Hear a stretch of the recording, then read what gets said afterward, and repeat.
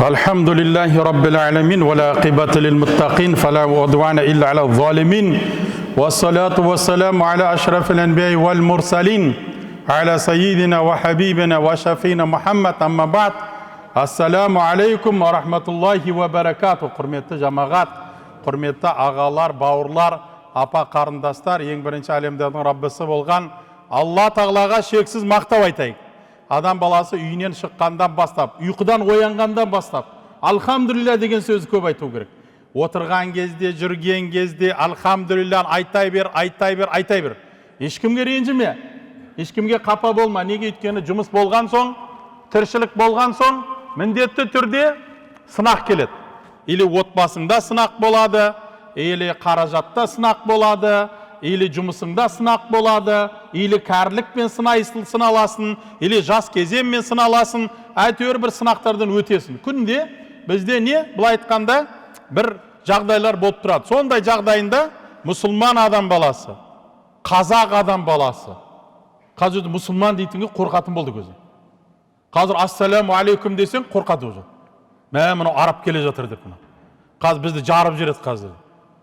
До того біз ана бұрын Кеңес одағында жаназада тұрған кезде қызыл партияның несі болған, партийный корочкасы болған адамдар қолын жаюдан қорқатын болған.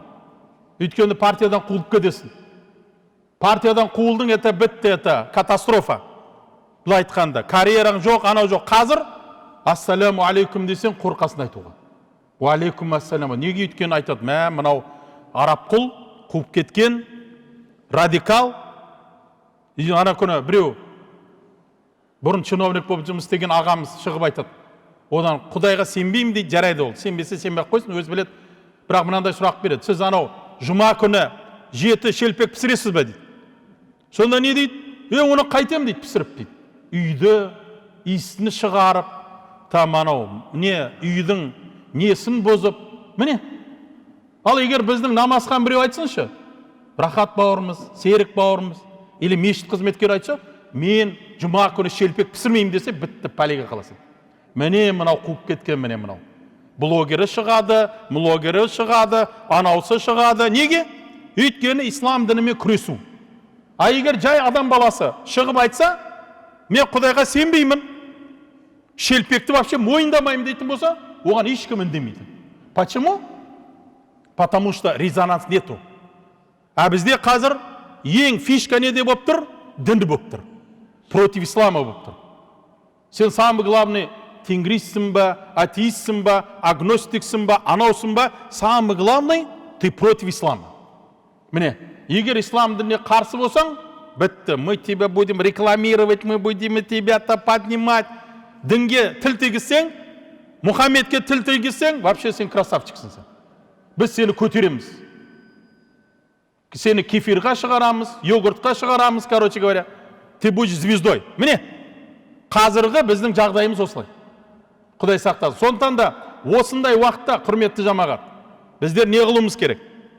Әрине, біреуді ұрып, соғумен сен адам қыла алмайсың. Қазіргі уақытта сен өзіңдің иманыңа бекем бол. И мұсылман дінін, мұсылмандықты дұрыс көрсетіп жүр. Өйткені қазір бір құласаң, егер сен намаз оққан болсаң, тем более сақалың болса, аллилуйя, бәрі алып кетеді, бұл айтқанда. Неге? Өйткені қазір уақытта сондай жоба жүр. Ислам дінін қазақ даласынан шығару керек.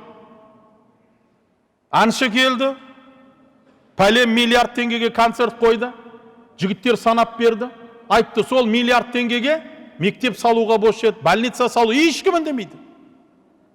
Ал егер сен мешіт салшы қазір, мешіт ашшы, бәрі жүгіріп келеді. Почему строите мечеть? Неге мектеп салмайсыңдар? Неге завод салмайсыңдар? Неге фабрика салмайсыңдар? Неге мектеп саласыңдар? Неге мешіт саласыңдар? Мешітті салатын ол халық, ол кәсіпкер, демеуші салады. Ал мектеп бізде алхамдулилля. Қазір ана мектеп айтады, бізде мешіт көп дейді. Мектеп пен мешітті салыстыруға болмайды, оның көлемін салыстыруға болмайды. Мектептер үлкен болады, стандартқа сәйкес болу керек. Былай айтқанда, спорт залы ішінде болады, кітапханасы, ана сыныпта болады, жылы болу керек, бәрі қамтамасыз етеді. Біздің мешіттердің көбі ауылдық болған мешіттер. Көп кетсе қанша кісі сыяды? Бір 200-300 кісі еді ауылдық мешіттерде. Оның спорт залы да жоқ, анаусы да жоқ. Болмаса қазір заманға сай біздерді салуымыз керек. Қазір міне үлкен мешіттерді ашылып жатыр. Кітапханасы бар, анаусы бар, болу керек. Ол репетитор өткізетін физика, алгебра, геометрия болған кабинеттер болу керек. Біз қарсылығымыз жоқ.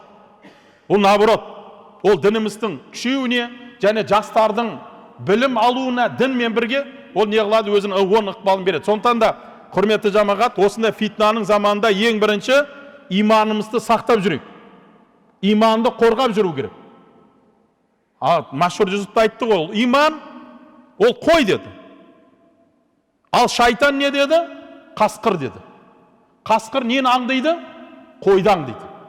Қойды жеу керек, қойды құрту керек. Соған ол не қояды? Мақсат қояды. Біздің иманымыз ол қой. Жуас сондай. Барлық нәрсені қабылдай бересің, ести бересің. Тиктокта отырасың, пожалуйста. Ананы да жамандайды, мынаны да өсектейді, жерден жерге салып, бәрін көресің. Комедия клаб көресің, анекдот тыңдайсың, ананы естейсің, мынаны көресің, боевик көресің, ужас көресің, трилогия, комедия көресің, трагедия көресің, бәрін көресің. Сонда сенің иманың қандай болу керек? Иманыңды сақтайтын нәрсе, нәпсіңді сақтайтын нәрсе, ол сенің немене? Былай айтқанда ақылың. Сенің былай айтқанда санаң. Сол нәрсе сені не қылады? Сақтайды және қорғайды. Сондықтан да құрметті жамағат, біздің иманымызға шайтан шабуыл жасаған кезде әлсіретеді. Міндетті түрде әлсіретеді. Сол кезде сен не қылуың керек? Иманыңды көтеруің керек. Ал көтерместен бұрын ең бірінші иманыңды сақтауың керек. Сотовый телефоның бар, ноутбугың бар, обязательно неден сақтайсың сен? Антивирустан сақтайсың. Вирус болады. Міндетті түрде. Анау, егер компьютеріңға вирус кіріп кетсе, не қылады ана компьютерің? Зависаттайды. Басасың, дың тұрады анау, айналып былай. Сонда ол не қылуың керек сен? Обновление жасауың керек. Обновление қашан жасайсың? Қашан сен оған мықты программа қоясың. И самое главное, вирусты сен не қылуың керек? Ананың процессорден құртуың керек. Ал вирусты құртпай, сенің компьютерің не қылмайды? Мықты жұмыс істемейді. Дәл сондай. Бізге қазір біздің иманымызға не кіргізбекші? Күмән кіргізбекші. Күмән Құдайға, Мұхаммедке, ислам дініне, Құранға, ақыретке Құдай жоқ. Құдай болса неге бізде инвалидтар пайда болады? Неге бізде анау болады? Мұсылмандар дамымаған. Мұхаммед пайғамбар 9 жастағы қызға үйленген. Анау, мынау кете береді. Мынандай дайындап қойған. Исламдың кемшіліктерін іздеп. Сондай уақытта, сондайларды естіп қаласың. Иманың әлсіз болса сен не қыласың? Ойланып қаласың. Да, действительно. Это же так было же деген сияқты. Сондықтан да міне осындай уақыттарда біз бәрімізге қажет болған нәрсе. Намаз оқитын, намаз оқымайтын, алхамдулилля, қазір шығып жатыр. Мен айттым ғой, орамал киет, интернетке шығады. Орамал шешет, интернетке шығады. Сен мен Құдайдың арасындағы болған қарым-қатынас өзің білесің. Өзің білесің.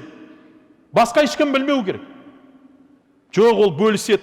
Типа, мен осындай болдым, мен бейттім, мен сүйттім, міне қазір көзім ашылды деген сияқты. Құдай сақтасын. Сондан да құрметті жамағат, біздер иманымызға кір тигізбейік. Вирус кіріп кетпесін. Басқаша айтқан кезде иманымызға күмән кіріп кетпесін.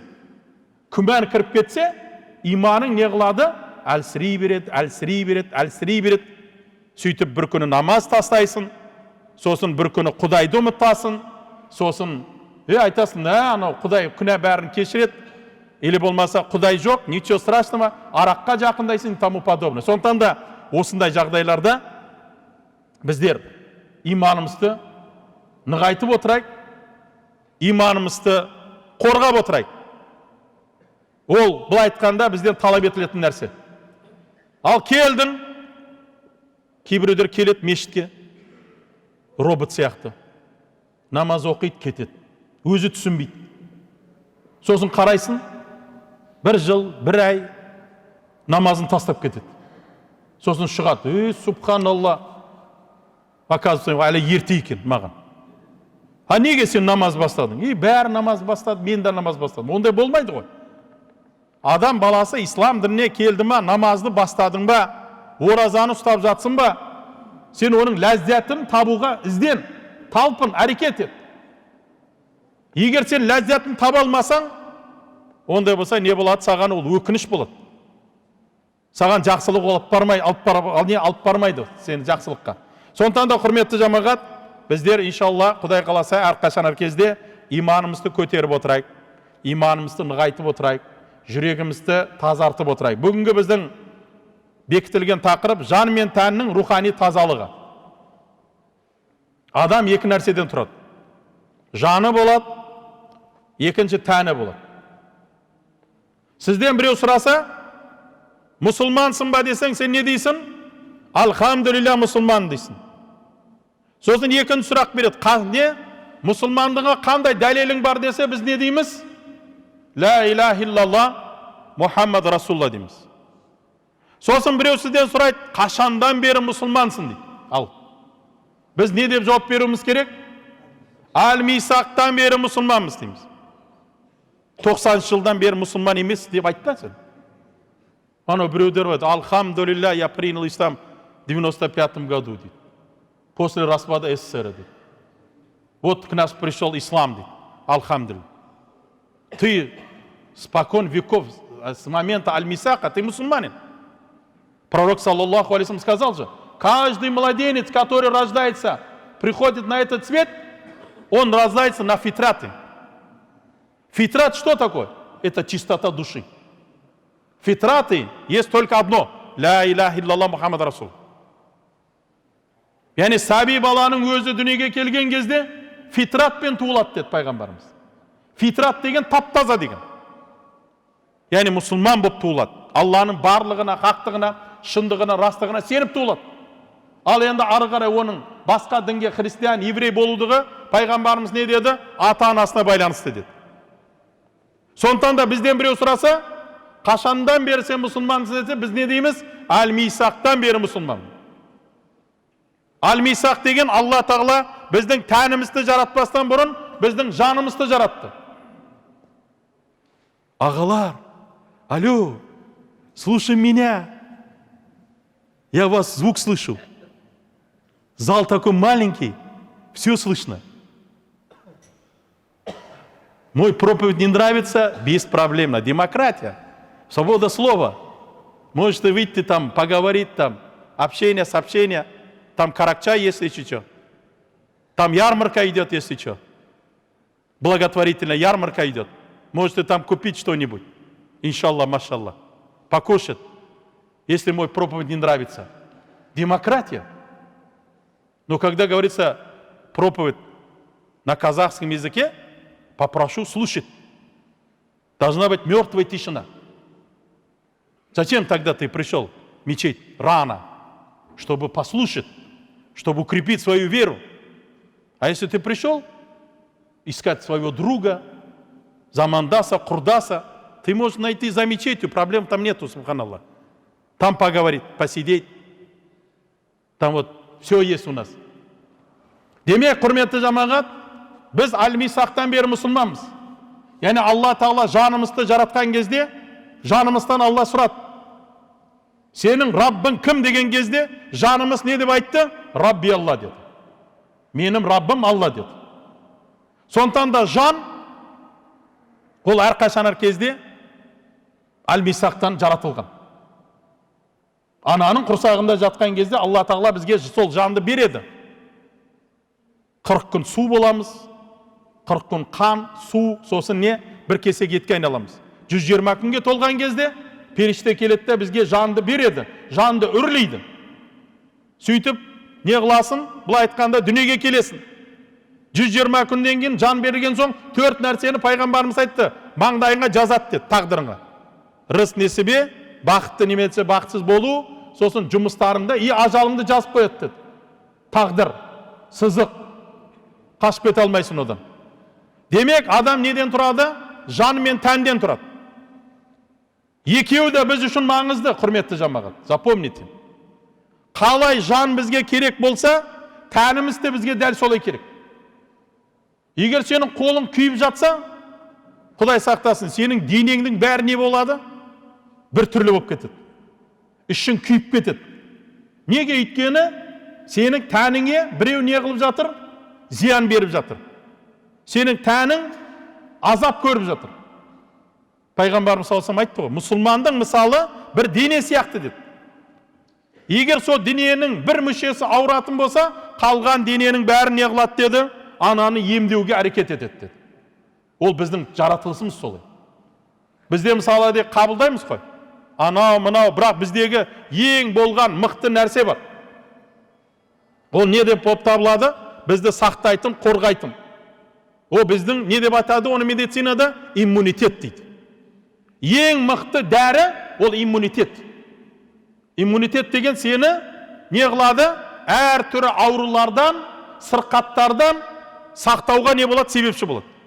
Bir жерің кесіліп кетсе, бәр организм не қылады? Соны емдейді.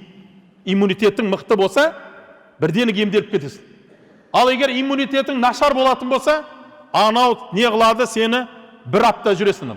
Тері бір-біріне қосылғанша, анау кеткенше, қан реттелгенше деген сияқты. Міне Құдайдың жаратылысы. Сондықтан да бізге екеуі де маңызды. Тәніміз қалай маңызды болса, жанымыз да дәл солай бізге не болу керек? Маңызды болу керек. Ал енді осы жан мен тәндің тазалығына келген кезде, әрине Алла Тағала бізге бұйрық береді. Тәнді сақтау үшін адам жанын реттеу керек. Жанын реттеу үшін тәнін өзіне бағындыру керек. Тән деген немене? Тән ол сенің қолың, аяғың, көзің, құлағың, дене мүше. Мысалы, көзің біреу саған айтты, қарама деді, сен қарайсың. Өзің шештің, пайдей бар ғой. Бірақ Алла оны біліп тұр. Алла Тағала айтты, не қылма? Қолыңмен біреуге зиян берме деді. Сен алдыңда біреуге не қылдың? Зиян бердің. Құдай сақтасын. Демек сенде немене? Тәніңдің сақтайтын иммунитеті жоқ. Сен не қаласаң, соны істеп жатсың. Ол дінімізге не қылмайды, ол сәйкес келмейді. Сондықтан да, құрметті жамағат, тәнімізді, жанымызды реттейтін нәрсе, ол көп факторлары бар. Солардың ішінде әрине бұл тәзкиятун нәпс дейді. Адам нәпсін тазартып отыру керек. Адам нәпсін өзіне бағындырып отыру керек. Өйткені, мысалы деп бізде мынандай сөз бар, тәннің азығы қорек дейді, ал жанның азығы иман мен ізгілік дейді. Яғни тәндің азығы ол тамақ. Тамақ жемесең настроениең болмайды. Ұйқың келеді. Уже немене? Былай айтқанда еш нәрсеге қызықпайсың. Ал тәнді қуаттадың, немен қуаттадың? Тамақпен қуаттадың. Ораза ұстаған кезде қандай боламыз? Не былай айтқанда жапырағы кеуіп қалған жапырақ сияқты боламыз. Былай тұрамыз. Аузашардан кейін машалла боламыз. Неге? Өйткені тәнің шаршайды. Сондықтан да осы тәнді, жанды реттейтін нәрсе, әрине, бұл тәзкиятун нәпс деп аталады. Тәзкиятун нәпс деген немене? Адам өзінің нәпсін реттей білу керек. Мынаны реттеу керек, мынаны. Сознание дейді, подсознание дейді. Осыны реттейтін болсаң, проблема жоқ. Мысалы, сен бір жерге бара жатсың, уже сен дәрігерге кірмей, сенде үрей пайда болса, мәссаған қаз дәрігерге барам десең, бітті. Мына жаққа приказ келеді, денең бәрі дірілдеп тұрады дейді. Кабинетіне кірген кезде уже дірілдеп отырасың уже. А егер сен айтсаң, жоқ, все будет нормально десең, как будто сен не қыласың? Дәл саған укол жасаса да, операция жасаса да не қыласың, сен оны спокойно өтіп кетесің. Неге? Өйткені сен өзіңді тәзкиятун нәпс еттің. Нәпсіңді реттедің. Нәпсіңді өзіңе бағындырдың. Нәпсіңді өзіңе бағындырдың ба? Ол жандың бағыну болды ма? Ондай болса міндетті түрде ол жандың да не болады? Тәндің да бағыну міндетті түрде болады. Сондықтан да Алла Тағала не деді? Қад афлаха ман заккаха деді. Оны нәпсін тазартқандар құтылады деді. Міне, нәпсі әрқашан кезде не қылып отыру керек? Адам тазартып отыру керек. Заккаха деген міне, тазкия.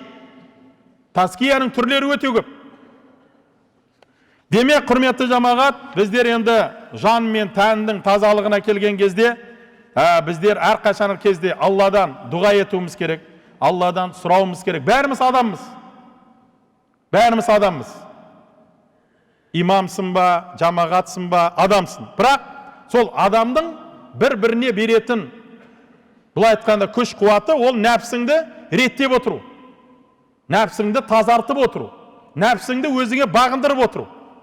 Енді тәндің нәрсесіне келетін болсақ, ең бірінші шариғатымызда тазалықтың орны. Сіздер білесіздер, тәндің тазалығы маңызды. Тәндің тазалығы деген кезде, сіздер білесіздер, намаз оққан кезде. Шариғат бізге не дейді? Айтады, намаз оққан кезде сенің денең, киімің, орның не болу керек? Таза болу керек. Егер сен ғұсыл болмаса, мысалы дейік пайғамбарымыз саллаллаху алейхи вассалам жұма күні постоянно жұма намаздан бұрын шомылатын болған. Біздің мазхабта ол сунна, сүннетке жатады. Басқа мазхабтарда ол уажибқа жатады. Мысалы дейік. Бізде ол сүннет. Кейбіреулер бар, жұма күні шомылмай келеді. Әрине күнәһар болмайды, бірақ пайғамбарымыздың сүннетін не қылады? Әлсіретеді. Ол ненің белгісі? Ол тазалықтың белгісі, құрметті жамағат. Дәрет аласың, құманмен ішке дәретіңді аласың. Ол дәретке ешқандай қатысы жоқ, бірақ неге қатысы бар? Рухани жағына қатысы бар. Кіші дәрет, үлкен дәрет сенің киіміңе, денеңе не қылмау керек, тимеу керек. Сақтауың керек. Дәл сондай киімдің тазалығы, нәжіс тимеу керек. Нәжіс деген лас болған нәрселер сенің көйлегіңе, шалбарыңа тиіп қалмау керек.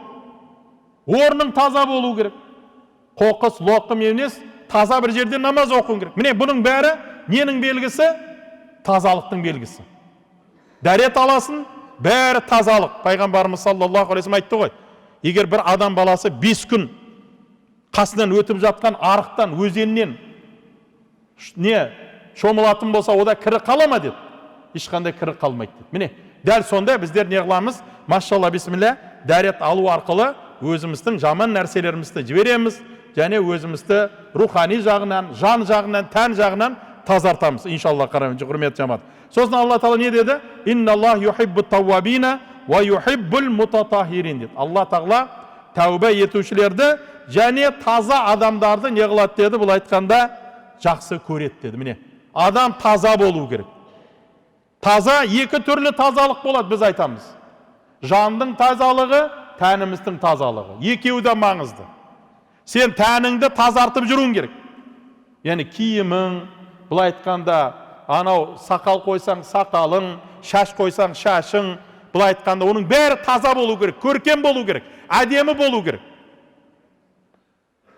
Сен показуха үшін жүрмейсің. Сен не үшін жүресің? Сен Алланың разылығы үшін жүресің. Пайғамбарымызға саллаллаху алейхи вассалам бір сахаба келіп сұрайды. Я Расулулла дейді, мен дейді, жаңа киінген киімді жақсы көрем дейді. Шап жаңа киімді жақсы көрем. Ол тәкаппарлыққа жата ма дейді? Высокомерияға жата ма дейді? Сонда пайғамбарымыз не дейді? Алла Тағала әдемілікті жақсы көреді дейді. Міне. Абу Ханифа әрқашан кезде жүрген кезде әдемі таза киім киінетін болған. Сонда оған сұрайтын болған: Абу Ханифа, ты же ученый, будь поскромнее, там одевайся там. Сонда Абу Ханифа айтатын болған: Алла Тағаланың міне маған берген неғметтерін мен жақсы көрем, чтобы менде Құдайдың неғметтері көрініп жүрсін деген мақсатына мен жасаймын деген. Міне, демек адам баласы тазалыққа қатты көңіл бөлу керек. Үйдің тазалығы, жұмыстың тазалығы, машинаңның тазалығы, киімінің тазалығы. Екінші тазалық әрине рухани тазалық. Жүрегің таза болу. Біреуді өсектеме, ғайбаттама, біреудің ақысын жеме, біреуге жамандық ойлама. Енді екінші жанымыздың тазалығы, құрметті жамағат. Жанымыздың тазалығы, ол да біз үшін маңызды.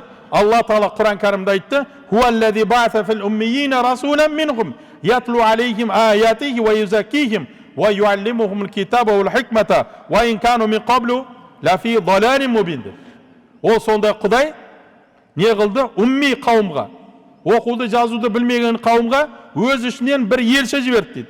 Ол елші оларға Алланың өзіне уақи еткен аяттарын оқыды, оларды, яғни ой саналарын теріс түсініктерден, жүректерін жалған сенімдерден не қылды дейді? Күнәлардан, былай айтқанда, арылтады дейді. Сондай ақ оларға кітап мен хикмет береді. Юаллимухум юзаккихим дейді. Міне. Яғни біздің пайғамбарымыз Құран арқылы бізге не қылады? Өзінің жақсы нәрселерін көрсетеді. Тек қана былай айтқанда иманыңдың мықты болудығын, жүректің таза болудығын не қылады? Бізге көрсетеді. Сондықтан да жанның тазалығы, құрметті жамағат, бұл өте маңызды. Бұл өте керек нәрсе. Дәл сондай тәніміздің де тазалығы. Алла тағала бізге Құран кәрімде біз айттық, мысал ретінде. Айбадыр рахмандар болады деді. Айбадыр рахмандар қандай жүреді деді? Алладина ямшуна алал арди хауна. Олар жер бетінде жүрген кезде қандай жүреді деді? Орта жүреді деді. Сұмырай сияқты жүрмейді деді. Абижинне, унижинне. Бірақ сонымен бірге такаппар бол жүрмейді деді. Қандай жүреді деді? Орта жүреді деді. Смиренно жүреді деді. Міне, құрметті жамағат. Сондықтан да бұл ненің белгісі? Бұл имандың белгісі, бұл мұсылмандықтың белгісі, бұл әрине өзіңдің қазақи болған тәрбиеңдің несі болады? Белгісі болып табылады. Сондықтан да бізге Алла тағала айтты: "Ва юаллимухул хикмата ва юзаккихим". Ең маңыздысы Құран кәрім және пайғамбарымыздың саллаллаху алейхи вассаламның жолы бізді осы жанымызды реттеуге не қылады? Көмектеседі. Болсады. Мысалы Абай атамыз айтты: 5 нәрседен қашық бол деді. Соның 5-еуі ең бірінші айттық қой. Өсек, өтірік, мақтаншақ, еріншек и бекерге мал шашпақ деді. Міне. 5-еуі де неден алынған? Шариғаттан алынған.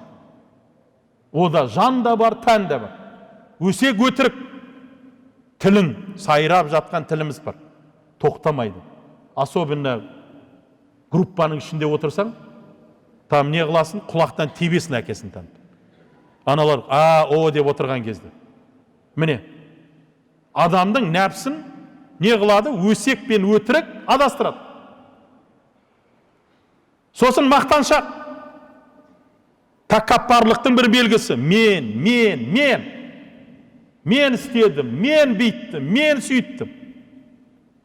Абай атамыз айтады, мақтаншақ ең жаман нәрсе дейді. Адам мақтаншақ болмау керек. Мақтаншақ адамды такаппарлыққа алып барады. Ал такаппарлық адамды неге алып барады? 200-дүлікке алып барады. Өйткені істемеген нәрсені де айтып жүреді. Біттім. Сосын 4-ші немене? Нәпске байланысты еріншек. Намаз оқы. Тұр. Қазір. Запарил деген сияқты. Міне, еріншек нағыз исламдың жек көрген нәрсе. Еріншек адамдар намазға да, құлшылыққа да, тіршілікке де не болады? Еріншек бол. Не жұмыс істемейді, не Құдайға пайдасы жоқ, не адамға пайдасы жоқ, не отбасына пайдасы жоқ. Сосын 5-шісі тоже. Нәпс пен жанға, тәнге байланысты бекерге мал шашпа дейді. Біреулері мал шашады. Показуха. Лучше сен байлығың көп па? Көмектес, патихаря көмектес. Болыс. Алла көріп тұр, Алла біліп тұр. Ол адамдан мүмкін саған рахмет келмейді. Алғыс айтпайды. Бірақ Құдай көріп тұр. Алла бәрін біліп тұр. Алла не қылады? Әрбір нәрсені өз орнына қояды, уақыты келген кезде. Ол адам ойлайды кейбірақта, құтырып кетеді ғой. Там, я такой, я секой там. Құдай асықпайды. Фирғаундың өзін не істеді? Жіберді. Жүрсін деді. Әне. Не болды аяғында? Судың астында сәжде етіп таубасына түсті. Бірақ таубасы қабыл болмады. Демек, құрметті жамағат, біздер жанымызды, тәнімізді реттеп отыру. Ал енді осы жанымызды, тәнімізді реттеуге көмектесетін қандай нәрселер бар? Ең бірінші тауба ету. Тауба ету.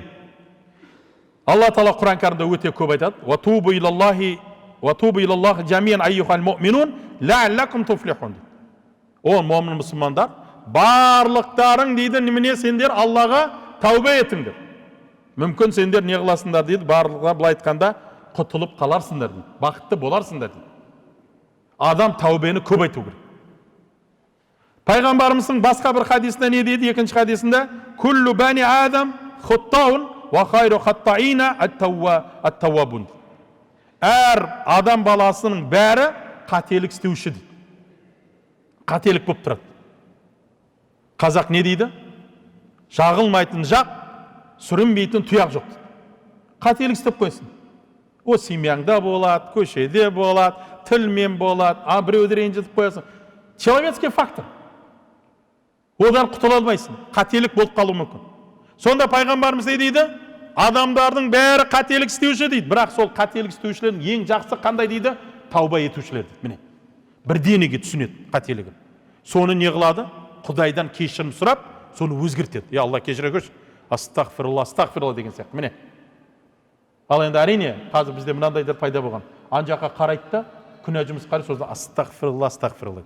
Соны екінші рет қарайды, астағфирулла, астағфирулла. Не дейсің оған? Мысалы де. Не дейсің оған? Айтсаң, астағфирулла қабыл болмады десең, сен Құдай емессің. Айт десең, жарайды, айт десең, тоже болмайды. Потому что сен есігін ашып бересің, молдекең айтты маған. Мә, соны ана қарады, астағфирулла айт, бәрі кетеді деген. Сондықтан да бұл жерде біздер Құдаймен ең бірінші ойнамау керек. Алла Тағала бәрін білуші, Алла Тағала бәрін көруші, құрметті жамағат. Сондықтан да тауба етесің бе? Сенің таубаң қандай болу керек? Шынайы болу керек.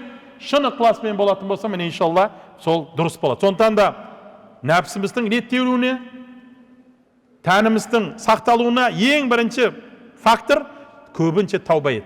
Құдайдан кешірім сұра. Құдайдан пайғамбарымыз айтты ғой. Мұсылмандар деді. Күнде Құдайдан кешірім сұраңдар деді. Неге? Өйткені мен өзім бір күнде Құдайдан неше рет кешірім сұраймын деді?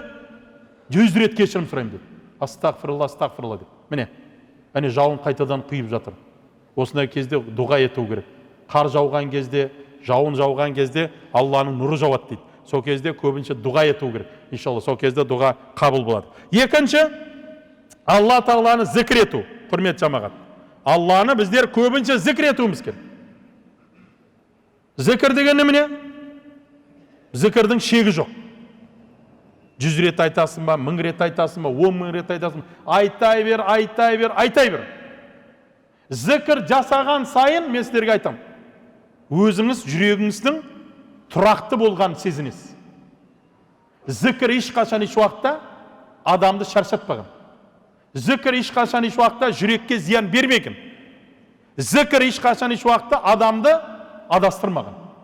Зікір тек қана не қылады? Адамды иманын нығайтады, жүрегін тазартады, және ең маңыздысы мінезіңді өзгертесің. Зікір етші. Неше рет зікір етесің? Біз тек қана зікірді қашан жасаймыз? Парыз намаздан кейін. Субханалла, алхамдулилля, Аллаху акбар, 30 бітті все. И то оны жасасақ. Кейбір уақытта оны да жасалмаймыз. Там Австрияда кенгуру, Қазақстанда күнгуру. Жүгіру керек, шапқылау керек. Анау бар, мынау бар. Сондықтан да сен не қыл? Таспих ал. Электронный таспих аласың ба, мынандай таспих аласың ба? Зікір ет. Қанша көп етесің, сонша сен жаныңда не қыласың, сен тәрбиелейсің. Ол Алла Тағала бізге зікірді бұйрық берген кезде, вазкуруллаха, вазкур, мысалы Алла Тағала, вазкур исми раббика, ва табаттал илайхи табдила. Раббыңның атын не жадыңда ұстап, күні түні аузыңнан тастамай зікір ет. Әрі оған жан тәніңмен бет бұр дейді. Міне, вазкур раббака. Әр қашан кезде зікір ет. Субханалла, алхамдулилля, ла илаха иллалла, саллаллаху алейхи. Мысалы, жұма күні біздер пайғамбарымыз Мұхаммад саллаллаху алейхи вассаламға не қылу керек? Көп салауат айту керек. Егер біздер пайғамбарға 1 рет салауат айтсақ, Алла Тағала бізге не қылады? 10 рет салауат айтады. 10 қателігіңді кетіреді, 10 сауабыңды көбейтеді. Құрметті жамағат. Сондықтан да зікір, бірақ зікір мен айтқым келеді. Зікір тіл мен жүрек бірге қосылу керек. Просто зікір болмау керек. Астағфир. Жүрегің анау ойда жүр, тілің қырда жүр, онда эффект болмайды. Онда эффект там для показухи болады. О, анау красавчик, анау қарашы ана. Күні түні зікір етеді. Қолында анау электронный таспих түспейді. Машалла. А ол жүрегін кім біледі оны? Құдай біледі, адамдан басқа. Сосын үшінші не дейді? Жан тәндің тәрбиелеуіне себепші болған нәрсе шындық не? Шыншылдармен дос болу дейді. Міне. Шыншылдармен дос болу керек. Міне. Әр қашан әр кезде. Пайғамбарымыздың айтқан сөзі бар. Не дейді? Жаман доспен жақсы достың мысалы әтір сатушының, от өрлеушінің не мысалындай дейді. Мысалы, әтір сатушы. Сен әтір сатушының магазиннің ішіне кірсең, не қыласың? Ең во-первых, жақсы иіс көресің. Сосын вафтарих шыққан кезінде не қылады? Сенден әдемі иіс шығып отырады. Ал егер сен качегарға кірсең, не болады качегарға кірсең? От жанып жатады. Көмір, газ, отын. Үйге кірген кезде де, сен немене қайдан келдің деді. От жағып келдің бе дейді. Дос та, дұшпан да дәл сондай. Жақсы достың мысалы әтір сияқты. Сен одан бір пайда аласың, и басқаларға да не қыласың, сол пайдаңды бересің. Ал жаман дос, жаман нәрсені аласың, и басқаларға да не сол жаман нәрсені Құдай сақтасын, түтінді, жаман түтінді таратқандай басқаларға таратасың. Сондықтан да құрметті жамағат, біздер әрқашан әр кезде осы үш нәрсені көбірек жасайық. Құдайдан кешірім сұрайық, тауба етейік. Екінші, зікір етейік. Отырған кезде, жүрген кезде. И үшіншісі, жақсылармен, шыншылдармен бірге болайық, сұхбаттас болайық, тыңдайық. Сол кезде нұрдың үстіне нұр болады. Алла Тағала дұға тілектерді қабыл етсін, иманымызды кәміл етсін. Иншалла қасиетті жұма күні қабыл болсын. Алла бәрімізге жақсылық берсін. Ассаламу алейкум ва рахматуллах.